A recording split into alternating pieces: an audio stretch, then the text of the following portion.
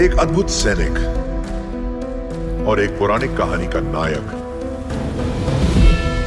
तुम्हारा भाई जिसे देवता मानते हैं।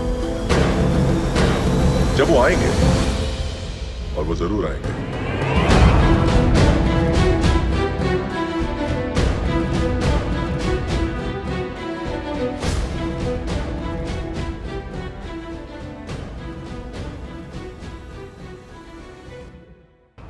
कभी कभी दिल की बात जुबां पर आ जाए ना तो कड़वा सच निकल आता है। चेन्नई में भी यही हुआ।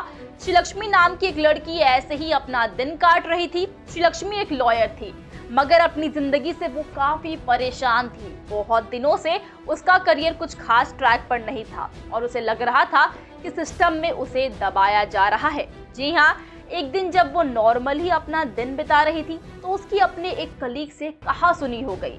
दोस्तों, वो जानती थी कि कैसे इंडिया में महिलाओं की कंडीशन अब जाकर बहुत मुश्किल से सुधरना शुरू हुई है, मगर कुछ लोग अभी भी इस बात की ग्रेविटी को नहीं समझ पा रहे हैं। इसलिए उसने ये भाषण देना शुरू कर दिया, जिसमें उसने ये बताया कि महिलाओं को कैसे पुराने जमाने में रखा जाया करता था। जी हाँ, उसने कहा, क्या आपको पता भी है कि हम पर क्या बीती है? हमने जितना झेला है उसका 1% भी अगर आपको दिया जाए ना, आपका मर जाने का मन करेगा। दोस्तों, इस समय वो इतना तेज बोलने लगी थी कि सभी लोग अपना काम धाम छोड़कर उसकी बातों को सुन रहे थे।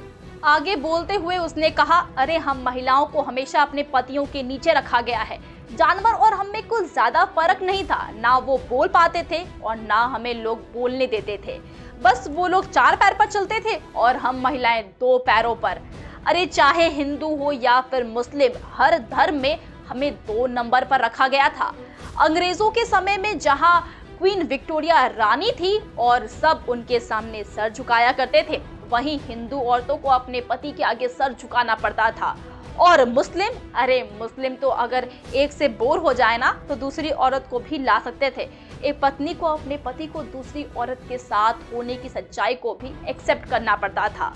और मर्द अपनी बीवी पर कभी भी हाथ उठा सकते थे, वहीं बीवी आवाज उठाने का भी हक नहीं रखती थी। और रानी विक्टोरिया उस समय चू भी नहीं करती थी, क्योंकि उनका कहना था कि वो इंटरफेयर नहीं करेगी। अरे अंग्रेज एटलीस्ट औरतों को वो इज्जत तो देते थे, महिलाओं को तो उस इज्जत का सपना देखने का भी हक नहीं था। और आप कहते हैं कि हमने किया ही क्या है? अरे ये सब कुछ झेलने के बाद भी सेवा की है। दोस्तों, इतनी बोल्ड आवाज में जब श्रीलक्ष्मी बात कर रही थी तो सभी को समझ में आ रहा था कि वो कहना क्या चाहती है। आज की नारी ऐसे ही नहीं आगे आई है। और यही बात श्रीलक्ष्मी उस कलीग को समझाने के लिए अनगिनत एग्जाम्पल्स देने के लिए तैयार थी।